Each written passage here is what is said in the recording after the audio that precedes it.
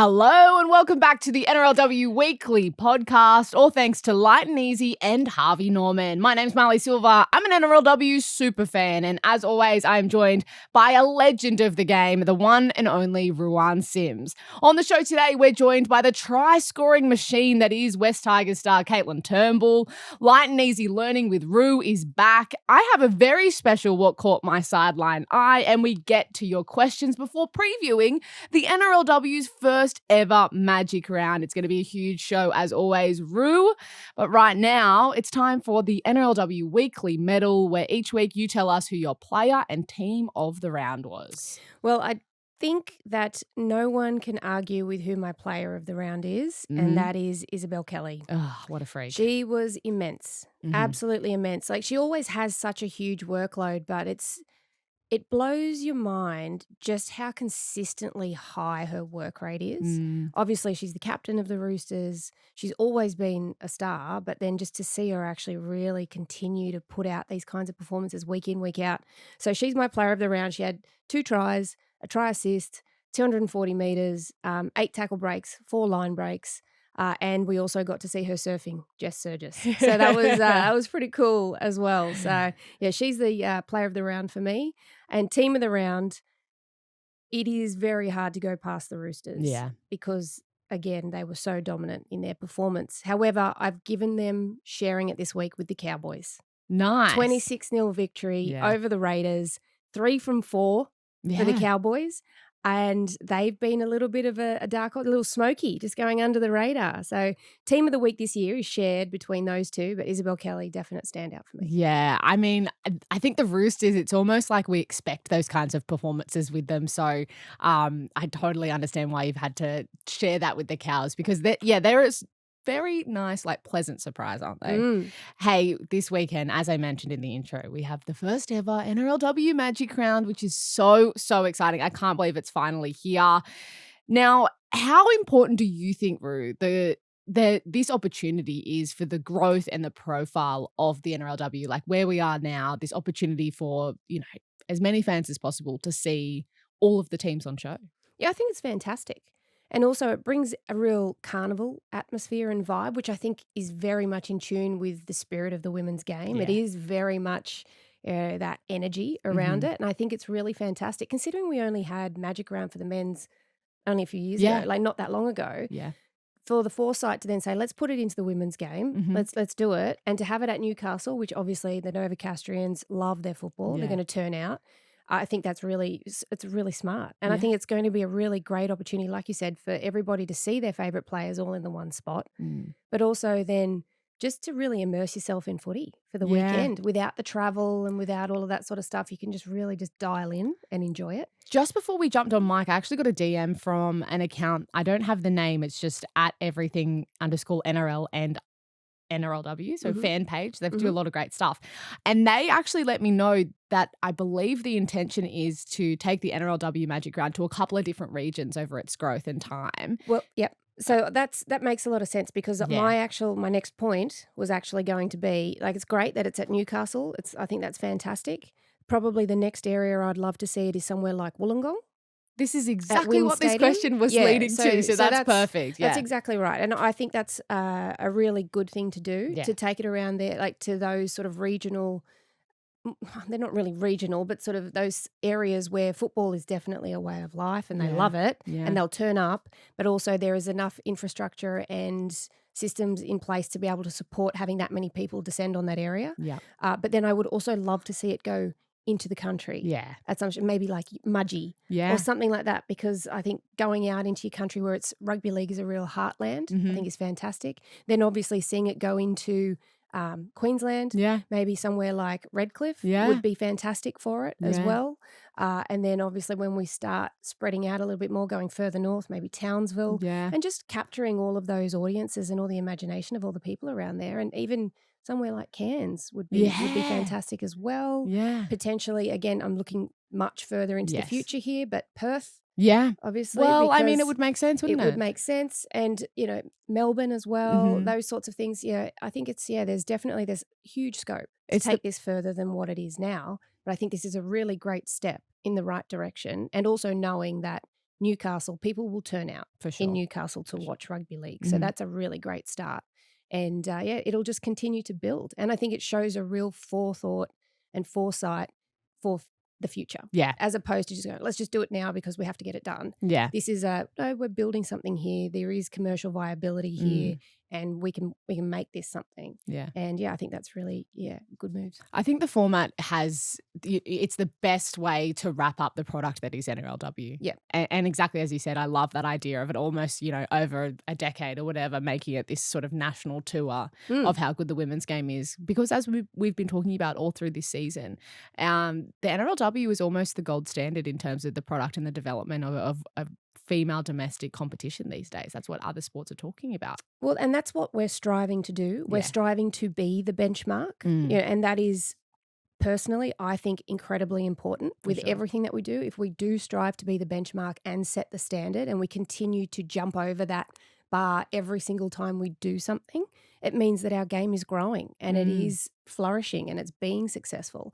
And it is sometimes having to make those really tough decisions of going, this may cost us short term, but the return that we'll get is 7-1 or 9-1. And just having that gumption to make that decision is really important. And I think as a game, we are really striving to do that. Absolutely. Well, we can't wait for this history-making moment. This weekend in Newcastle, you can still grab tickets right now, nrl.com/tickets. You got to be there. If you can make the trip up the highway, wherever you're coming from, chuck a few people in the car. I think you're going to absolutely love this one. Yeah, come and join us.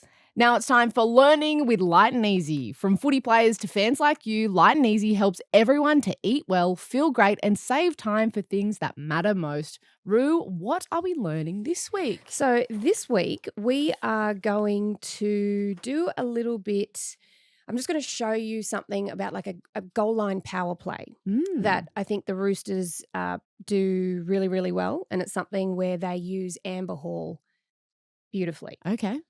All right, Marlee. So I'll just turn this around so that you can see what I'm talking about. Now, I'm just going to quickly press play on this so that I get to this high shot. Now, I'm going to press pause. So this high shot, you can see here, they're out near, this is what's called the scrum line. Yep. And this is the tap line here. So that's 10 metres from the sideline. This is 20 metres from the sideline. So that's your scrum line. They've got to play the ball quite close to the line. They've got a big right edge out to the right. They've got a decent short side here, like a decent amount of space. Yeah. And because of that amount of space, the Cowboys have had to have 4 defenders there. Yeah. Because of the amount of space and how close to the line it is. And what they've got set up is they've got middles here set up in their shape. And then they've got just here where I'm zhuzhing around like this. That is their number 7. Right? So that's Jocelyn Kelleher. On the short side, they've got their 6, 4 and 2. So they've got their their 5'8", centre and winger. Yeah. And then just sitting inside the pocket, which is the pocket is called just inside the ball player, like just sitting on their inside closest to the ruck, is Amber Hall. And she looks like she's just having a break, right? Because this is the whole setup for the play. Yeah. It's in there, it's tight. You look like you're just having a break. But really, what's going to happen is Keely Davis is going to jump out to the right and she's going to draw the attention of the markers here. You can see how there's a little bit of space there because the marker is first marker is too close. Yeah. And she's on top of her and she's not wide enough off the ruck. So usually when you set up on the goal line like this, you split your markers and you have them really close standing next to each other. Right. So you don't allow it. But obviously this has been allowed because it was a standing tackle as well. Yeah. So this is the perfect time to run this play. Great. So all of the Swiss cheese holes have aligned for this opportunity. And what's going to happen is Keely Davis is going to jump out to the right. She's going to draw the attention of these markers who are going to chase out after her. Jocelyn Kelleher is going to shoot to her left. Yeah. And that's going to keep the attention of these girls here on the opposite side because they see a fast movement and they're like, oh, something's coming our way. So they'll hold still and they won't backfill the space in there. Then what's going to happen is Amber Hall is just going to sprint straight down next to the ruck and Keely Davis is going to give her a little inside pop ball and then Amber Hall is going to sprint over the line and dive over the line. Close to this far out, she's almost impossible to stop. Yeah, wow. So if I hit play, Keely Davis jumps out.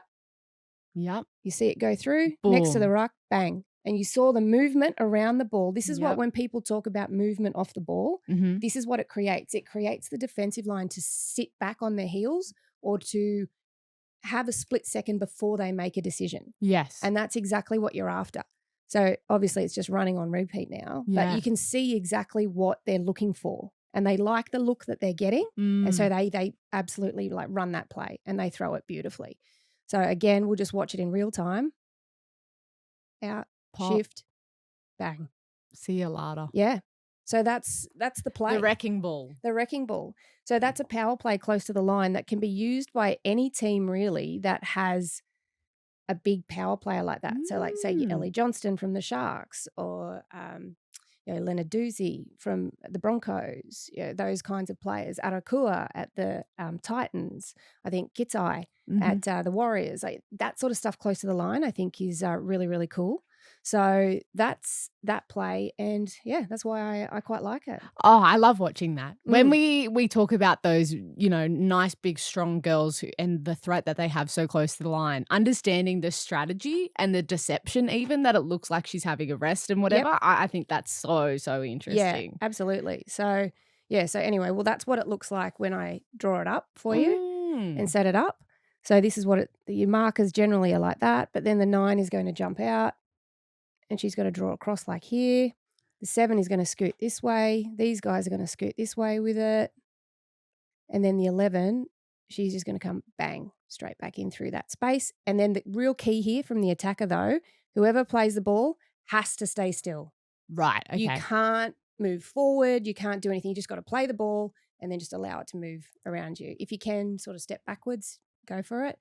Or even duck sometimes is a good one. But so that's my little power play for the week. Thank you so much, Ru. That was learning with Light and Easy. I just feel like my footy brain is growing every week, Ru, and I really appreciate it. Hey, now we're about to be joined by a guest from the West Tigers who, although they're still to get a win this season, she has been a standout. Yeah. It's Caitlin Turnbull. And she has scored that many tries. It's ridiculous. We can't wait to have her on.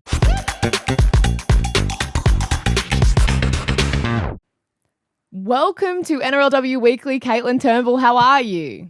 I'm good. And how are you both?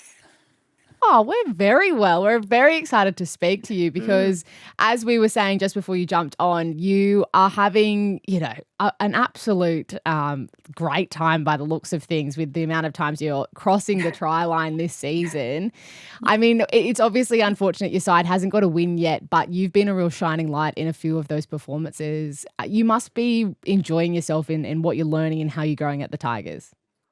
Yeah, I really have been enjoying it. The girls are absolutely lovely and the staff have been amazing. So obviously, I have been scoring some great tries, but that obviously comes off the back of how well our team has been working in the middle. Obviously, we haven't got the wins that we have wanted, but there's definitely massive positives of, hitting up in the middle and swinging out wide.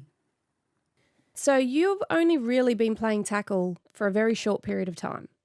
Yes, I have. And was the contact what you loved about it? Because from the outside looking in, the way you go into contact is fearless. Definitely love the contact. Obviously, very scared at first coming across from Osag, I guess. But the contact is definitely what you got to love coming into the game.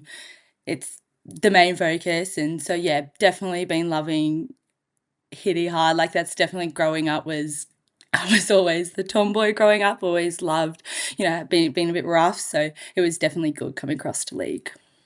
And when you coming into the NRLW, is it what you expected?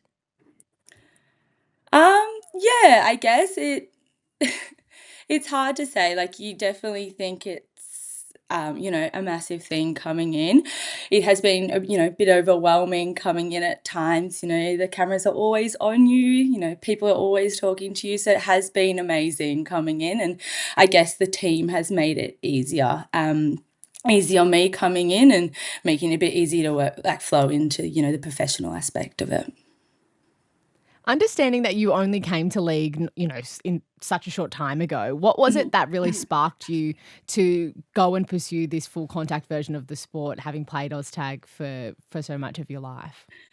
Yeah, look, I've always wanted to go into it. It was a very, I think it wasn't very big in Canberra growing up. There wasn't very many teams. When all my friends kind of started transitioning over to league, I actually got an injury and was out for 2 years. So I kind of got stood back when they all got in the front foot of it. So watching it from the outside and watching them all play just, made me even eager to come in and actually play. So when I hip foot my first year, I was just wanting to prove everyone that coming chasing them being in there for so long that I wanted to catch up to them. And how did you sign with the Tigers? Did you have a conversation with Noddy about it, or did he scout you, or who scouted you? How did you get into the system there? Because I tell you what, you've fitted in seamlessly. Yeah, it was actually my manager. So he contacted me and said that Noddy had been talking to him and wanted to show me around the facilities. So I travelled up and he showed me around the great facilities that they had, everything that they had to offer, and the facilities there are amazing. So yeah, we had a really good chat. He kind of said how I could fit into the team and what he kind of looked for me as a player, and yeah, I was very impressed with what they had to offer, so I decided that I wanted to come up here. And were you expecting to be a starter, or did you come up just wanting to just have a crack? No, definitely not. I just wanted to come up and have a crack and, train with some of the greats. Like obviously Sulla and Kezi are in the team. They're they're such good players. They're really enthusiastic. So to come in and, play alongside them, that's all I really wanted. Get my experience up and then, go from there. Well, let's talk about how this season is going so far. I think that all of us can see there's really great promise in this side, and I think you've shown a lot of resilience and an ability to hold it to some really tough sides for a good amount of time. But what have the conversations been like from the leaders in your side, like Kezi, like Sulla, as you've mentioned, in terms of during the week and after these couple of losses? Yeah, look, it wasn't the start of the season that we wanted, but we've always said that we just want that intent there to kind of stick it with the hardest teams, and I think we really have been doing that. We really want to just, work on our line and our connection piece, and I think that's why we really have been, staying up there with some of the best teams in the comp. We've always said let's work together. Our tries will come, but it was more just working on our defense. And I think, it's really been showing at the start of this season. Well, speaking of some of the best teams in the comp, you're coming up against the best this weekend in the NRLW's first ever Magic Round. Two-part question. First off, NRLW Magic Round, how excited are the team? And then second part, the Roosters. Big challenge, but a great opportunity again to test yourselves against the best. Yeah, it's amazing. Like the vibes this week has been great. All us girls are so excited to get up there to Magic Round. It's obviously the first of many. It's going to be amazing up there. The crowd is going to be unreal, so we can't wait to get in there and obviously go up against the best team in the comp in front of everyone's going to be amazing. They're going to be hard, but we're just going to work to our strengths and really try stick it to them and show them what a team we are. Before we let you go, Caitlin, I would really, understanding your background a bit better now, I would love to hear what you would say to a couple of girls listening who might be Oztaggers or touch footy players who are thinking about, wow, I'd love to be there one day for the, NRLW Magic Round or the like. Like, what would you say to them if they're a little bit hesitant or, they're thinking about it but haven't made the leap yet? Yeah, look, definitely. It's very hard, and I guess coming from a younger age, I think it's very different these days, having that Tasha Gale and Lisa Fiola, but making that jump, it's not as scary as it seems. Get in there and have a go, and especially starting young, it, kind of shows, and I guess take that leap and take it for what it's worth. Like, you're not going to know until you try. So for me, I'd say, yeah, definitely have a go. And, you know, it's not a big change from Oztag. Like, yeah, there's different points. Like, yeah, you're going to get tackled, but that contact, you're going to get used to it. So, yeah, take that leap and go for it. I think that's a pretty good piece of advice. Take the awesome. leap. Good luck. Good luck this weekend, Caitlin, and be careful because Taryn Aiken's back. She likes a short kick over the line if the wingers are deep, or up too flat. So just be aware. Thank you, appreciate it, and thank you for having me. A huge thank you to Caitlin Turnbull for coming on and having a yarn to us before she heads up to the NRLW Magic Round this weekend. And Ru, last week we gave away 2 double passes. We can reveal right now who won those. They are winners because they sent us the code word that we shared as quickly as possible. Ooh, and the winners are Mitch Fisher and Jessie Godfrey. Oh, so congratulations. You both have a double pass for this weekend's NRLW Magic Round. We can't wait to see you there. And guess what? We've got one more double pass to give away. Okay. Oh, yeah. Oh, yeah. Cool. Now, cancel your plans on the weekend and slide into our DMs with this upcoming code word to get yourself to Magic Round, right? Yeah, okay. So the code word is Newcastle. Fitting. Yeah. Because that's where you're heading. Yeah. Also, I think last week I saw on the thing, Mitch, the winner, had abracadabra, abracadabra. He'd just written it. Yeah. But I think Jessie Godfrey had written abracadabra and sent a voice note. See, these keen beans. Abracadabra. Oh, wow. So maybe whoever gets in first this week could be Newcastle, Newcastle. Yes, that's a great chant. One of the great chants. Alrighty, that's your code word. Quickly pause the podcast right now, slide into one of our DMs. Because we've gone on timestamps, whoever it was first. And there was like 7 minutes between the 2 winners. Exactly. So, yeah, you guys got to get in super right quick. now. You're listening to the NRLW Weekly Podcast with Marlee Silva and Ruan Sims, thanks to Lite N and Harvey Norman. We'll be right back after this break. Welcome back to the NRLW Weekly Podcast with me, Marlee Silva, you, Ruan Sims, thanks to Lite N and Harvey Norman. Harvey Norman, the wait is over. Ninja Slushy, the professional frozen drinks maker that every home needs, is available now at Harvey Norman. Best prices guaranteed. Now, is this where you like to do this is where I do like to jump in. So, Marlee, our super fan, Sideline Eye, what caught your Sideline Eye this week? Well, you know what? At the Sharks game, the last game of the round, Sunday evening in Shark Park, I found some young girls who are gunning for my job. Ooh. The 3 ball girls who have been with the Sharks NRLW side since they came into the competition are little legends. We've become mates over the last couple of years. They're very passionate fans and they wanted to have a go on a mic. So check this out. Hi, I'm Kate, this is Harper, and this is Lila. And the Sharks Ball Girls. I want to interview Shantae. I want to interview... Okay. I want to interview Tiana Penatani. Okay, quick, come on, let's go. I'm doing my first...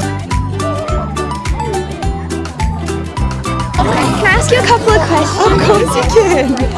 Firstly, what's your favourite part about being in the NRLW? Oh, I just love being part of a competition that we never thought would ever exist and getting to play footy with all my best mates. It's so much fun. How do you feel playing in the NRLW? I love it. Every time I get to step on the field, I think it's a special moment and I won't take it for granted. How do you feel playing for NRLW? It's really good, especially in the lock position because I've never played there before. I'm normally a winger, outside back, so it's really different this year for me. But how do you think you did winning tonight? Look, I'm really gassed. I'm pretty buggered, but I'm really proud of the girls. It's the first time in history that we've ever beaten the Tigers, so very, very proud of the effort tonight. How did it feel playing with your sister? Yeah, it was good. I actually got to yell at her for a few times, but no, I'm proud of her. She's worked really hard for it, and I think she did well today. Are you happy with the win? yes, we're stoked. We needed that to build our confidence back up. Up the Sharkies. Up the Sharks. Yeah. Go Sharks. Yeah. Go the Sharks. Go the Sharkies. Thank you. Bye. How good is that? Move over, Marlee. Weren't they fantastic? They were so good, and they listened to me. I said, you have to let the girls shake hands first and ask them if they're okay, and they did such a good job, and they just had the best time, and it made me have the best time. Yeah, that looks like it. Yeah. That was so awesome. That was a pretty good sideline eye moment. Yeah, that was massive. You know what else I've noticed recently? It is just sort of been on the edge of my consciousness, but I've just sort of picked it up. A lot of clubs now have women's mascots. Yes. So, like, obviously the Sharks have Wanda. Yes. And I've seen the Knights have a female one as well. Yes. The Broncos one has a big braid down the back. Braid, and I love that as well because you can just see it all coming together. Oh, yeah. Anyway, that just caught my eye. It just reminded me when I saw those girls there because I thought, because I know they love walking around with Sharky and Wanda. Yes. And they just, it's awesome. It's so good. And a lot of the ball kids across the NRL and NRLW are like the children of players. Like Lila there is Andrew Fafita's daughter. Ash Quinlan's daughter was a ball kid at Canberra and now he's at the Dogs. Perrins was as well. London, exactly. She was a ball kid. So it's just awesome. Those kids get to be so close to the action and, get to try out a few different things, throwing the footy but also holding the microphone. So I loved doing that. And you know what? My brothers, Tarek and Corbin, were both ball boys as well for the Dragons. So being around it from such a young age, it just really does help develop that love and passion for the sport. They brought a big smile to my face, and I think they will to some other people when they hear that as well. Now it's time for your questions. You, the listener, keep sending those in. We love hearing from you guys, and you always have fantastic questions. This first one today, Ru, is from Celeste. Celeste says, hi, ladies. The Teagan Berry suspension for that dangerous contact incident is a huge one for the Dragons, especially missing Magic Round. Given how critical she is to their attack, how big of a blow is this to Dragons finals aspirations? And who do you see stepping up to fill that void at fullback for them? A really big one. When the Dragons really showed a lot of grit again against the Broncos. And when Teagan came off, that was sort of where the foot was very much taken off the pedal. In a way, yes, but also they were down to 12. Yeah. They were down to 12 players for that period of time. Yes. So that means you're having to scramble a little bit more. You're missing somebody in the line because someone has to drop back and be fullback. And if they're not usually a fullback, sometimes they can get their numbers and their splits wrong. We spoke about splits a couple of weeks ago. Yes. They can get their splits a little bit wrong and, because they're obviously really, fullbacks are definitely attack, but they organise your defensive structure. Yeah. So they're super important for that reason. Obviously, Teagan is a huge, huge asset for the Dragons, obviously with that attack, but also she's really grown into herself when it comes to moving the team around the park in those defensive systems. So that is a big loss. However, Tyra Ekapati has signed now. She's been released from the Roosters and she's going to be, she's named to play fullback for the Dragons. So it'll be great to see how she goes back there. Obviously, she'll be brand new to the system, but she's obviously played there before, so she understands what is required. But it'll take a little bit of time for them. But at the same time, I think it's, they're not having to rejig their whole back line to be able to make it work. Unfortunately, though, probably what adds to some concern, but not really, Casey Ray out with that head injury. So she has that 11-day mandatory stand down. It means Zali Hopkins will go to 6. But she's no stranger to 6. She's played there so much. Yeah. But it just means that they have less of a rotation. So Nita Maynard Perrin will have to do a lot more at 9. Yeah. So that's probably a little bit more because it's a frontline thing. Yeah. That might be something to keep an eye on. But still, I think, again, it's going to be a really great game against the Eels. They're bookending the Magic Round for us. Last game on Sunday. So you're saying with Teagan gone for 2 weeks, and I mean, as you mentioned, Casey gone for 1, even Indy Bostock is gone for another couple of weeks with that knuckle in her pinky. There's enough talent there and enough depth to kind of shuffle things around. And I mean, when we spoke to Ella Costa last week, we spoke about how different the Dragons look as a culture, as a, just a sense of resilience. I think don't rule them out is sort of the message, isn't it? Yeah, absolutely. I think they've shown that they can take it to the good teams. That first half against the Broncos in particular, they held the Broncos scoreless for 34.5 minutes and they were actually really frustrating the Broncos. So I'm not saying that no Teagan, no worries. Yeah. No Casey, no worries. Yeah. I'm not saying that at all, No. but I just believe they've got this real grit in them this year that I love. Yeah. And that they are really just sticking in that arm wrestle. Yes. Which is fantastic for such a young side, because they are a very young side, even though they do have, I think what is key for them is they've got a couple of really smart footballers on there. So Ray McGregor, Holly, Hannah Southwell, Nina Maynard-Perrin in really key positions that will help keep them turning their legs over and keep those young ones sort of up and buoyant. And they've got a really good bench rotation. Yeah. So they've got the Sharks Eels this week, and then they've got the Sharks next week. And I think they can take it to both teams. Yeah. It'll be hard. Tough, I'm not going to say it's going to be easy, but they don't want easy. They just want to roll through it. But they're not going to come up against the Roosters, who are close to full strength. Yeah. And, have to really overwork. They're still going to have to work really, really hard against the Eels and the Sharks to get the win. But I think they've got some pretty good coverage there and some good depth. The next question comes from Dan, who says both the Cowboys and Knights are now firmly in that log jam of teams on 6 points, making them significant threats. Are they dark horses or genuine premiership contenders? Now we've already spoken about the Cowboys. They're a bit of a dark horse. They are very much. Which is great. I think they are more unexpected than the Knights, because we know the Knights have won 2 premierships. We know they've got some incredible talent and experience in their side. So it's not as surprising to see them there. But I mean, again, I say that, but I think often we have forgotten about the Knights even after their 2 premiership wins, like about the kind of threats they are. Because I think, like me, purely as a fan, let me take myself out of like this more technical conversation we usually have. No, like everyone's just like Roosters. It's going to be the Roosters again. It's going to be the Roosters again. So that kind of makes us put the blinders on. So it is always great to see these other teams and go, hang on, like anything can happen. Yeah, and that's a reason why the Cowboys shared my team of the week with the Roosters, because they have been that little smoky, the dark horse. So just under the radar, just getting their work done. But also the Knights have been under the radar. Yeah. They've just been getting about their work, building into a really good sort of getting back to their strengths, I think, is probably the best way I can put it. Really getting back to what makes their team their team. Yeah. And Jessie Southwell's killing it. Yeah. At 7. You'd have to say she's the most informed 7 in the competition. Certainly. Her and Ray McGregor have been playing some really good football. 18 from 18 as well. Yeah. They're just like, hello. Crazy. And Salty didn't even put the mocker on her. She just kept kicking her. I know. And so good. Not easy ones either. Yeah. And then obviously Yasmin Clydesdale continues to work. Olivia Higgins coming back into their lineup helps them. Yeah, makes a big difference for them. Yeah. And you could tell they really missed her in round 1.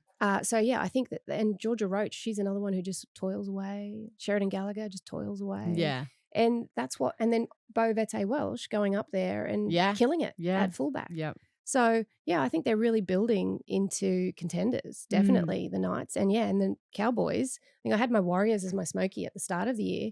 Cowboys, they're my under the radar. Yeah. And I love it. We and love to see it. How good is it? This is great for the competition. So good. Yeah. And So the Roosters are an excellent football team and they are the benchmark.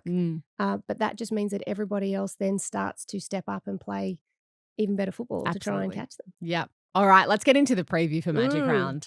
Here we go.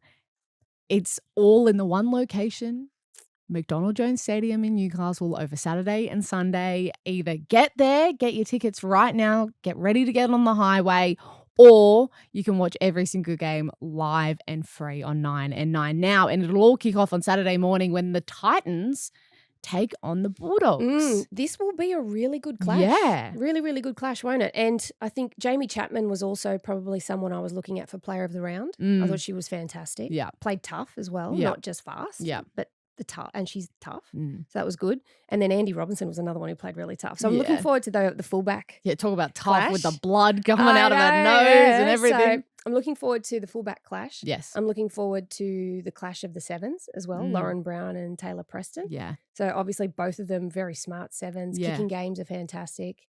They're a little bit similar in stature too or something. I watched them out on the field and they look evenly matched in that way. Yeah. And they both have excellent short and long kicking games. So you've got to be on your best behaviour at all times. And your middle defence has to tie in because we've seen the Titans really use that Lauren Brown skipping out to the right, kicking off the inside of a boot for Jamie Chapman, shooting back on her inside. Yes. So middle defence has to stay tied in to make sure that hole's not there for her to get through.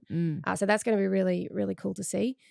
And then another one, another great matchup, Georgia Hale and Alexis Toenier. Yeah. And now, obviously, they've named Toenier to start at lock, which I actually love her in the middle. Yeah. Because on an edge, she's great on an edge as well, but I just think the work she gets through in the middle, and she's got a really good ball playing ability. So that's really cool to see. But it'll then come, because they're so evenly matched in their starting lineups, it'll come down to what the benches bring. Yeah, right. Which is pretty cool. Yeah. But I saw like there's no Holly Wheeler and no Teagan Berry this week, and I haven't been able to find out. I'll have a look to see whether if it's injury or anything. Right. So we'll see. Obviously, you'll probably get that information before we do on the weekend. Our mad sideline eye, you'll be all over that. Yeah. But I think it'll be a good test for both sides. But I'm actually tipping the Bulldogs for this one. Yeah. All right. It'll be interesting. After that. Sorry, tickling my throat. We spoke to Caitlin Turnbull about what a task the Tigers have. They are facing the Roosters. And I have to say, I don't think this is going to be a whitewash. I think that the Tigers, again, have held the best teams in the competition for a period of time. I think we're going to see that again. But with Taryn Aiken back for the Roosters. Yeah. Pretty hard to go past them winning. Well, the Roosters' big in is Taryn Aiken. Obviously, I think it's been really smart not to force her back too quickly from that shoulder injury from Origin, because it's not even halfway through the season. She's still got a whole half of the season and then into finals. Yeah. They're not going to miss the finals. So she's playing finals, right? So that's plenty of football. Yeah. That's enough and she's a good enough player. I know she would have done all her rehab and everything correctly. Yeah. So she's ready to go. Yeah. And I know Strangey wouldn't put her in if she wasn't good to go. No.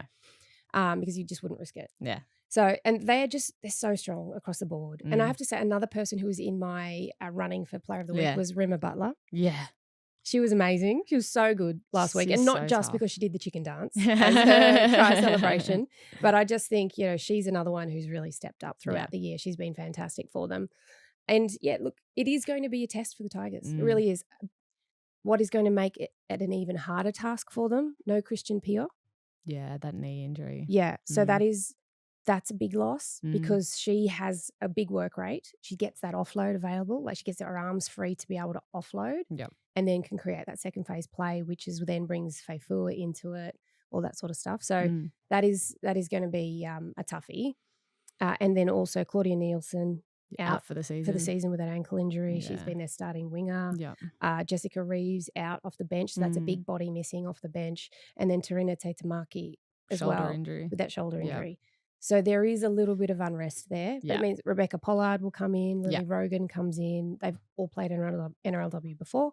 But they'll just be looking to make sure that everyone stepped up. And I think Chelsea Saville's back on the bench this week as well. So, it's going to be a big ask. But I think the Roosters will get this one done. There were so many casualties out of that Tigers-Sharks game. It was crazy to the point that I actually had to sprint back to the microphone when we were I was throwing questions at you and you weren't even there. It was crazy. Yeah.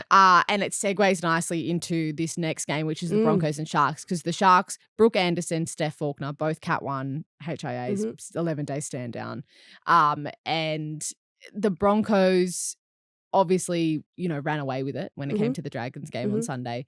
The Sharks showed a lot of grit. I think this will be a great battle. Yeah, this is another one where it's going to be a really big ask for the Sharks. Yeah, because of the injury toll. Yep. Obviously, missing a middle already, gone, unfortunately, with that ACL injury. And then Jadika Tafua as well is suspended. Oh. And Rhiannon Byers is out with that pectoral injury. So there has been a big reshuffle. Yeah, really big reshuffle for the Sharks. It sees Tale Holmes go to lock, which I actually really love Tale at lock. She's got that good little bit of foot speed through the middle and she loves tackling. Yeah. So that's great. Jacinta Carter comes back from her head injury. So she's back. So I'll be expecting Ellie Johnston and Jacinta Carter to get through a lot of work this week for the Sharkies. They're going to have to. And Quincy Dodd, just to be able to allow Quincy to play off the back of it. But probably for me, Tyler King coming off the bench is a good one for the Sharks. But also seeing Soaso return for the Broncos from that injury, that sternum injury. Yeah.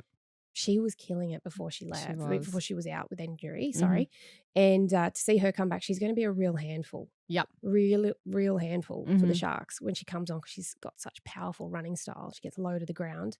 But the two centre pairings are the ones I reckon that's going to be most exciting. You know, obviously Tamika Upton at the back is going to be very difficult to contain, and Jada Ferguson's been great through the middle.